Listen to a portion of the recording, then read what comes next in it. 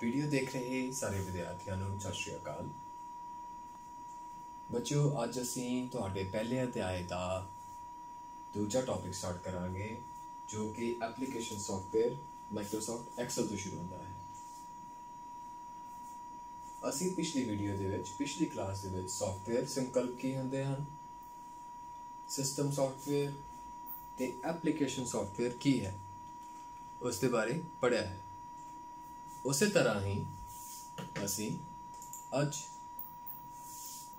Operating system ਅਤੇ application software ਦੀ ਵਰਤੋਂ ਕਰਕੇ ਯੂਜ਼ਰ ਦੇ ਕੰਮ ਨੂੰ ਕਿਵੇਂ ਪੂਰਾ ਕਰ ਸਕਦੇ ਹਾਂ। ਆਪਾਂ ਸ਼ੁਰੂ ਕਰਦੇ ਹਾਂ ਮਾਈਕਰੋਸਾਫਟ ਐਕਸਲ ਤੋਂ। ਐਕਸਲ ਇੱਕ ਇਲੈਕਟ੍ਰॉनिक स्प्रेडशीट प्रोग्राम है, मतलब एक एप्लीकेशन सॉफ्टवेयर है जो स्प्रेडशीट की तरह काम करता है। जिवें कि तुसीं कॉपी दे विच पेजेस हुंदे हन उसनूं एक शीट कहंदे हन, इसे तरह ही इस दे एक पेज नूं स्प्रेडशीट कहा जाता है। इसनूं डाटा स्टोर अते जोड़ तोड़ लई वरतिया जाता है। मैथमैटिकल फॉर्मूलाज या हिसाब किताब लाउण लई वरतिया जाता है। ਜਦੋਂ ਤੁਸੀਂ ਐਕਸਲ ਸ਼ੀਟ ਨੂੰ ਦੇਖਦੇ ਹੋ ਤੁਸੀਂ ਇੱਕ ਆਇਤ ਟੇਬਲ ਜਾਂ ਗ੍ਰਿਡ ਨੂੰ ਦੇਖੋਗੇ ਇਸ ਤਰ੍ਹਾਂ ਦਾ। ਕਿਸੇ ਵੀ ਇੱਕ ਰੋ ਨੂੰ ਗ੍ਰਿਡਸ ਦੀ ਤਰ੍ਹਾਂ ਵੰਡਿਆ ਹੁੰਦਾ ਹੈ। ਹੌਰੀਜ਼ੌਂਟਲ ਰੋ ਨੂੰ ਅੰਕ 1 2 3, ਵਰਟੀਕਲ ਰੋ ਨੂੰ ABC। हॉरिजॉन्टल रो मतलब उत्ते तो थले 1 2 3 ते वर्टिकल ABC तो स्टार्ट होंगे हैं। तो बच्चों जदों ABC 26 तो बाद अंक पूरे हो जाते हैं तो AA AB AC AD ते चला जाता है। इसी तरह ही इन्हां दी इंक्रीमेंट होंदा रहता है। जिथे रो ते कॉलम दा मेल होंदा है उसनूं सैल कहा जाता है ਤੇ उसका एक यूनीक एड्रैस होंदा है। जिथे कॉलम E किसी रो नाल मिलता है E9 उसका एड्रैस एक रैफरेंस के वजों वरतिया जाता है।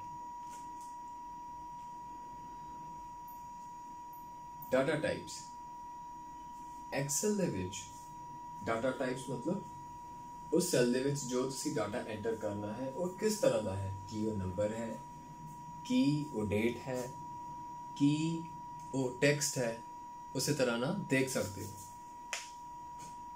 जी मैं इस सेल ते राइट क्लिक करता हाँ तो फॉर्मेट सेल्स दे विच एक टेबल खुलेगा।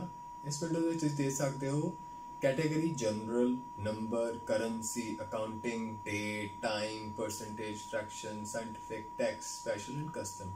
ये सारे एक्सेल दे डाटा टाइप्स हैं जो कि तुसी इत्थों भी देख सकते हो। आ सर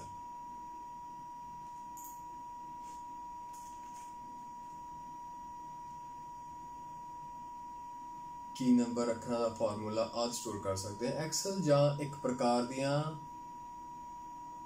होर इलैक्ट्रॉनिक स्प्रैडशीट्स नूं गणित फार्मूला उपलब्ध होंदे हन जिन्हां दी वरतों आम कंमां लई कीती जा सकती है। इन्हां नूं फंक्शन कहा जाता है और ये फंक्शन जे तुसी राइट क्लिक करके फार्मूला से जाओगे मैन्यू दे विच तो उत्थों खुल जाएंगे।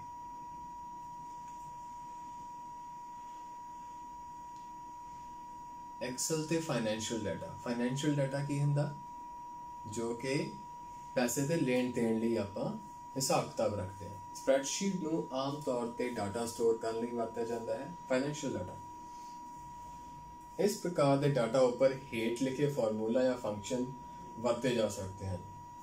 एक एग्जाम्पल के तौर पे एक फंक्शन दसिया जाता है कि फार्मूलाज किमें ला सकते हैं। रोज के कॉलम एक छोटा जिहा टेबल दसिया गया है। काउंटिव फंक्शन भी एवरेज अते सम दी ही तरह हुंदा है। तुसी प्रवेश करने वाली सूची तैयार करते हो अते एक्सेल नंबरां दे मुल जो कि सूची विच हन दी ही गणना करता है। काउंटिव फंक्शन कुछ विशेष मुल जिन्हां दी गिनती तुसी करना चाहते हो नूं करन दी आग्या दिंदा है।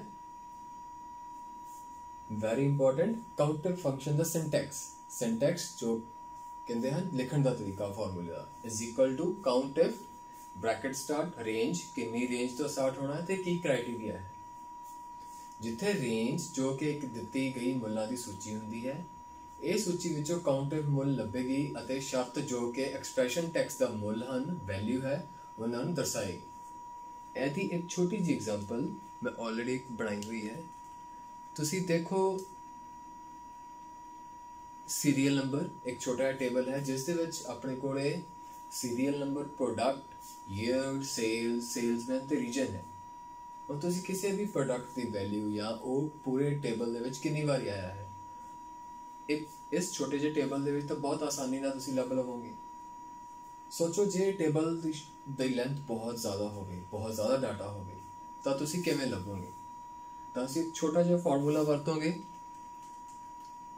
ਜਿਵੇਂ ਕਿ ਮੈਂ ਲੱਭਣਾ ਹੈ ਸਾਊਥ ਰੀਜਨ ਇਹ ਸੀਰੀਜ਼ ਦੇ ਵਿੱਚ ਕਿੰਨੀ ਵਾਰੀ ਆਇਆ ਹੈ, ਤਾਂ ਮੈਂ ਯੂਜ਼ ਕਰੂੰਗਾ ਇੱਥੇ ਕਾਊਂਟ ਇਫ ਬ੍ਰੈਕਟ F2 ਤੋਂ F5 ਦੀ ਵੈਲਿਊ ਮੈਂ ਕਿਹੜੀ ਰੇਂਜ ਦੇ ਵਿੱਚ ਦੇਖਣੀ ਹੈ, F2 ਤੋਂ ਮਤਲਬ ਉਹ ਈਸਟ, ਸਾਊਥ, ਨਾਰਥ ਇਹਦੇ ਵਿੱਚੋਂ ਦੇਖੇ ਤੇ ਕੀ ਲੱਭੇ, ਸਾਊਥ।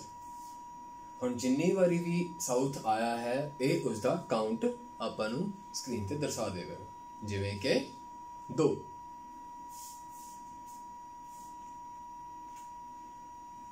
ਇਸੇ ਤਰ੍ਹਾਂ ਹੀ ਤੁਸੀਂ ਫਾਰਮੂਲਾਜ਼ ਦੇ ਵਰਤ ਕੇ ਹੋਰ ਵੀ ਡਾਟਾ ਟਾਈਪ ਦੇਖ ਸਕਦੇ ਹੋ।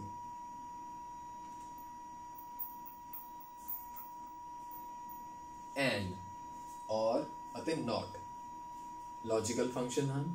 ਇਫ, ਐਂਡ, ਔਰ and note, sorry if include ਕਰੋ। ਐਕਸਲ ਦੇ ਸਾਰੇ ਫੰਕਸ਼ਨਾਂ ਵਿੱਚੋਂ ਇਫ ਫੰਕਸ਼ਨ ਸਭ ਤੋਂ ਵੱਧ ਮਹੱਤਵਪੂਰਨ ਹੈ। ਇਫ, ਹੁਣ ਇਫ ਕੀ ਹੁੰਦਾ ਹੈ, ਜੇ ਆ ਚੀਜ਼ ਹੈ ਤਾਂ ਆ ਹੋਵੇ, ਜੇ ਆ ਚੀਜ਼ ਨਹੀਂ ਹੈ ਤਾਂ ਸਾਨੂੰ ਆ ਮੁੱਲ ਵਾਪਸ ਆਵੇ। ਜ਼ਿਆਦਾਤਰ ਸੌਫਟਵੇਅਰ ਪ੍ਰੋਗਰਾਮਾਂ ਵਿੱਚ ਇਫ ਸਟੇਟਮੈਂਟ ਹੀ ਹੁੰਦੀ ਹੈ ਜਿਹੜੀ ਕੰਪਿਊਟਰ ਨੂੰ ਲੌਜਿਕ ਅਤੇ ਸ਼ਕਤੀ ਪ੍ਰਦਾਨ ਕਰਦੀ ਹੈ, ਪਾਵਰ ਪ੍ਰਦਾਨ ਕਰਦੀ ਹੈ ਕਿ ਇਹ ਚੀਜ਼ ਸਹੀ ਹੈ ਜਾਂ ਗਲਤ ਹੈ। ਇਫ ਫੰਕਸ਼ਨ ਦੀ ਵਰਤੋਂ ਕਿਸੇ ਕੰਡੀਸ਼ਨ ਨੂੰ ਸਹੀ ਜਾਂ ਗਲਤ ਤੇ ਪਰਖ ਲਈ ਕੀਤੀ ਜਾਂਦੀ ਹੈ।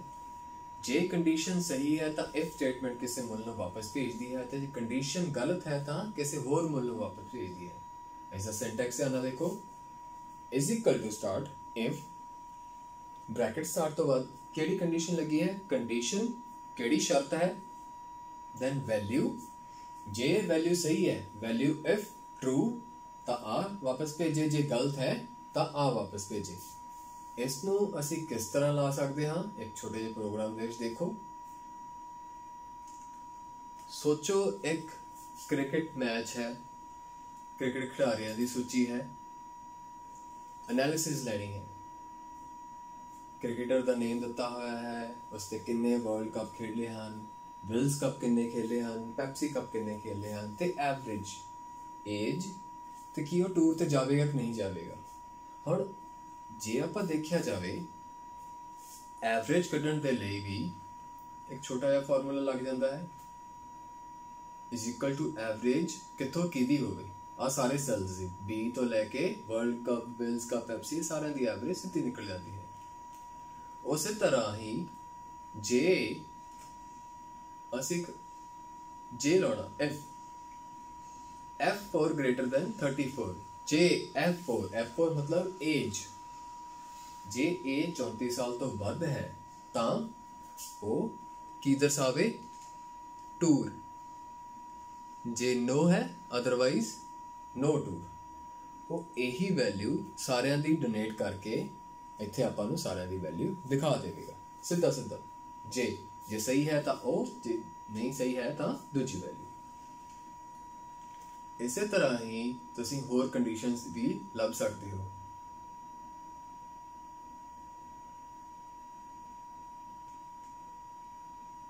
इफ एंड हुण दो कंडीशंस इकट्ठियां लाउणियां, जे आ कंडीशन है ते आ कंडीशन है, दोने सच हैं तां ही वैल्यू अगे वधे। इस दे विच देखो टूर तो आपां पहले ही फाइंड कर लिया सी। हुण एवरेज ते एज मतलब जे F4 की है एज 37 साल तो वध है ठीक है। तो E4 मतलब एवरेज 26 ਵੱਧ ਜਾਂ ਦੇ ਬਰਾਬਰ ਹੈ ਤਾਂ ਟੂਰ ਹੈ, ਅਦਰਵਾਈਜ਼ ਨੋ ਟੂਰ। ਦੋ ਕੰਡੀਸ਼ਨਸ ਹੋਣੀਆਂ ਸੱਚੀਆਂ ਹੋਣੀਆਂ ਜ਼ਰੂਰੀ ਨੇ ਇਹਦੇ ਵਿੱਚ, ਜਿਵੇਂ ਕਿ ਉਹਦੇ ਵਿੱਚ ਇੱਕ ਕੰਡੀਸ਼ਨ ਜ਼ਰੂਰੀ ਸੀ, ਜਿਵੇਂ ਕਿ ਤੁਸੀਂ ਦੇਖ ਸਕਦੇ ਹੋ ਸਿਰਫ ਆਹੀ ਰੋ ਸਟੇਟਮੈਂਟ ਨੂੰ ਪੂਰਤੀ ਕਰਦੀ ਹੈ। ਬੱਚੋ ਇਹ ਫਾਰਮੂਲਾਜ਼ ਜ਼ਰੂਰੀ ਹਨ ਕਿਉਂਕਿ ਤੁਹਾਡੀ ਇਸ ਕਲਾਸ ਦੇ ਵਿੱਚ ਪ੍ਰੋਗਰਾਮਿੰਗ ਲੈਂਗੁਏजेस ਸਟਾਰਟ ਹੋਣ ਲੱਗੀਆਂ ਹਨ। ਪ੍ਰੋਗਰਾਮਿੰਗ ਲੈਂਗੁਏजेस ਦੇ ਲਈ ਕੀ ਲੌਜਿਕ ਵਰਤੇ ਜਾਂਦੇ ਹਨ, ਕੀ ਸੂਡੋ ਕੋਡ ਮਤਲਬ ਉਹਨਾਂ ਦੀ ਕੀ ਸ਼ਮਤਾ ਹੁੰਦੀ ਹੈ ਤੇ ਕਿਸ ਲਈ ਵਰਤੇ ਜਾਂਦੇ ਹਨ। ਇਹ ਇੱਕ ਛੋਟਾ ਜਿਹਾ ਨਮੂਨਾ ਹੈ ਜੋ ਕਿ ਤੁਸੀਂ ਅੱਜ ਕੱਲ ਐਪਲੀਕੇਸ਼ਨ ਸੌਫਟਵੇਅਰਸ ਵਿੱਚ ਵਰਤਦੇ ਹੋ। VLOOKUP, वर्टिकल लुकअप मतलब जे तुसी किसी का भी वैल्यू लभनी है, जिमें कि इस दे विच नंबर लगे हुए हैं, मार्क्स लगे हुए हैं, 9वीं दे या किसी भी क्लास के आप मार्क्स ले ले, 10वीं दे ले ले, स्टूडेंट्स के नेम ले ले, सब्जेक्ट ले ले, एवरेज हो गया तो उसके किन्ने ग्रेड आए हैं, F, C, राइट। बट हुण ये तो बहुत छोटा जिहा टेबल है। जे तुहानू पता होवे कि मैं इस बच्चे के ग्रेड देखने हैं किन्ने हैं, और टेबल बहुत ज़्यादा बड़ा है, डाटा इन्ना ज़्यादा है कि तुसी शीट लभदे टाइम लग सकता है, तो उसके लिए असी VLOOKUP मतलब वर्टिकल लुकअप एक वैल्यू दिंदे हाँ, उसनू वर्टिकल कॉलम दे विच रो दे विच वो सर्च करता है। इस दे लई मैं एक छोटा जिहा फार्मूला तुहानूं दिखाना, इज इक्वल टू VLOOKUP दे विच मैं की कहा कि किहड़े कॉलम नूं देखे B13 दे विच मैं की भरिया होया है द्रविड़, जो भी उस कॉलम दे विच होवेगा ये उस दी वैल्यू नूं लभेगा। उस दी वैल्यू किहड़े टेबल दे विच लभेगा, जिहड़ी A3 तो H9 तक नूं पूरी दित्ती हुई है। उस तों बाद जरूरी सब तो जरूरी की है 8। हुण मैं इत्थे 8 ही वैल्यू कद दी है। हुण द्रविड़ तो 1 2 3 4 5 6 7 मतलब 8वें कॉलम ते है द्रविड़ तो 8वें कॉलम की वैल्यू सानू दिखाई जाए, राइट। ये वैल्यू ट्रू होवे या उहदे नेड़े दी होवे, इसलिए आपां 0 ते 1 की वरतों करते हाँ। हुण जे फार्मूला लाउण तो बाद मैं इत्थे क्लिक करूँगा तो उस वैल्यू की 8वें कॉलम ते द्रविड़ तो बाद किहड़ी होएगी वो दर्शाएगा। फॉर एग्जाम्पल इत्थे मैं धोनी भर देना THONI, तो उहदे 8वें कॉलम दे विच उसका की ग्रेड है वो इत्थे अपने आप नजर आ जाएगा। एक कुछ एक फंक्शन हाँ जो तुसी माइक्रोसॉफ्ट एक्सेल दे विच लगा सकते हो। इसकी मिसाल इस चैप्टर दे विच दिती गई है, तुसी भी आपके कंप्यूटर या फोन दे उत्ते इसनूं लगा के चेक कर सकते हो।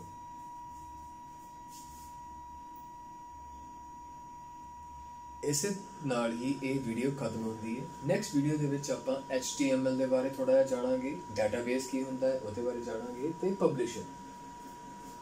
जिस चैप्टर दे विचों इस टॉपिक दे विचों तुहानूं कोई क्वेश्चन है तो मैनूं पूछ सकते हो। धन्यवाद।